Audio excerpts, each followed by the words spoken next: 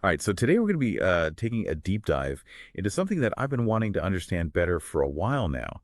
The relationship between vitamin D3 and K2. You've probably heard a lot about vitamin D, but K2 is kind of the lesser known sidekick.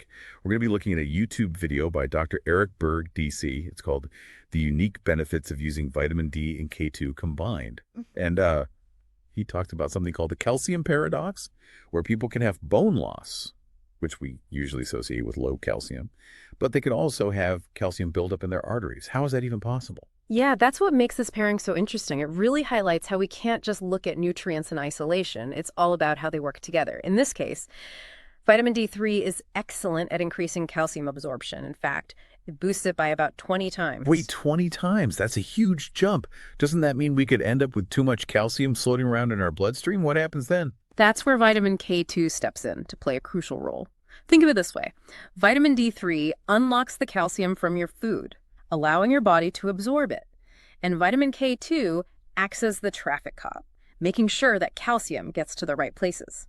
Okay, so it's not just about getting enough calcium, but making sure it's being used effectively. Yeah. So how does K2 actually direct that calcium? Well, K2 activates a protein called osteocalcin.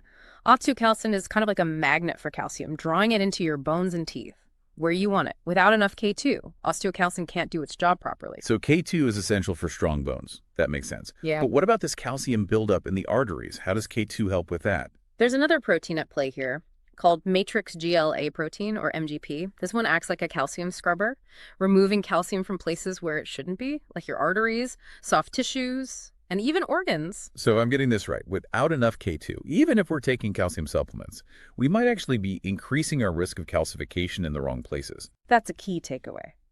Dr. Berg highlights that some research suggests taking calcium supplements without adequate K2 could potentially increase the risk of heart attacks. That's a bit alarming. You'd think that taking calcium would automatically improve bone health and wouldn't have negative consequences, but it seems like it's more complex than that. Exactly. It underscores the importance of looking at the whole picture, rather than focusing on individual nutrients. Dr. Berg actually ties this into another fascinating concept called the French paradox. Oh, right. That's the observation that the French have relatively low rates of heart disease, despite consuming a diet traditionally higher in saturated fats, which we're often told are bad for us. What's Dr. Berg's take on that? He suggests that part of the explanation might lie in their consumption of foods rich in vitamin K2, specifically the MK4 version.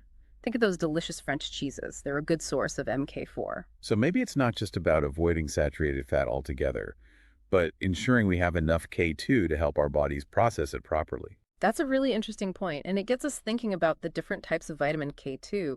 There are two main forms, MK4, which primarily comes from animal sources, and MK7, which comes from bacteria found in fermented foods.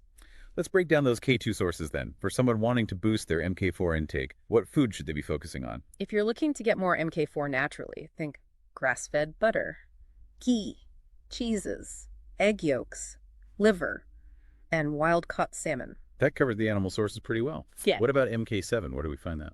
MK7 is abundant in fermented foods, like sauerkraut, and a Japanese fermented soybean product called natto.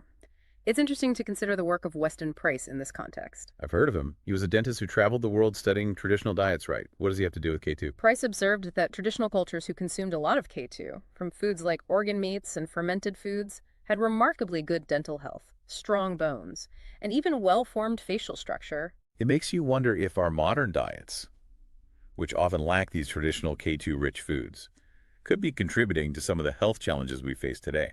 It's a valid question, and it brings up a bigger point. K2's benefits extend far beyond just calcium regulation. Hold on, there's more. What else does K2 do? Research suggests K2 can actually improve insulin sensitivity, which is crucial for preventing type 2 diabetes. It also seems to play a role in reducing varicose veins and wrinkles, and may even decrease the risk of cavities and jaw malformations. Wow, K2 really is a multitasker. From bones and arteries to blood sugar and even skin health. It sounds like it has a hand in a lot of different processes. It does, and it all ties back to its ability to regulate calcium. This brings us back to Dr. Berg's recommendations for supplementing with D3 and K2. Okay, let's dive into that. You mentioned earlier that there are different types of K2 supplements. What should we know about those? You'll find both MK4 and MK7 supplements, but there's a key difference. While MK4 is naturally found in animal fats, it's quite expensive to extract. Many MK4 supplements are actually synthetically derived from tobacco leaves. Tobacco leaves, I never would have guessed that. So while MK4 is great from food sources, you're saying it's better to stick with naturally sourced MK7 for supplements. Exactly. MK7 is derived from bacteria, just like the K2 found in fermented foods, so it's still a natural source.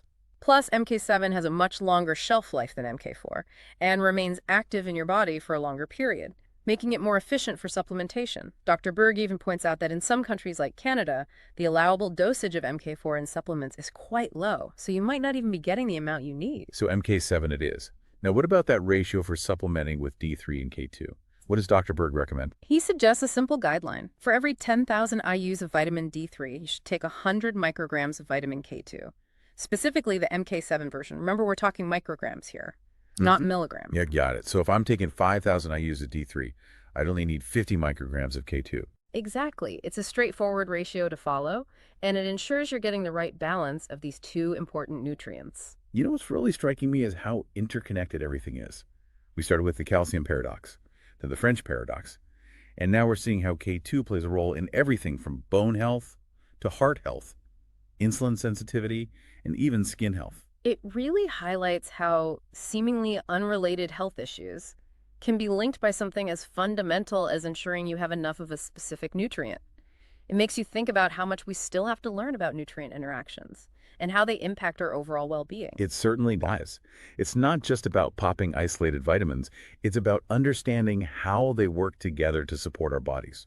So to recap, vitamin D3 helps us absorb calcium, but K2 makes sure it gets to the right places like our bones and teeth, while keeping it out of our arteries and other soft tissues where it can cause problems. And getting enough K2 might be especially important in today's world, where many of us have moved away from traditional diets, rich in K2-rich foods like organ meats and fermented foods. Right.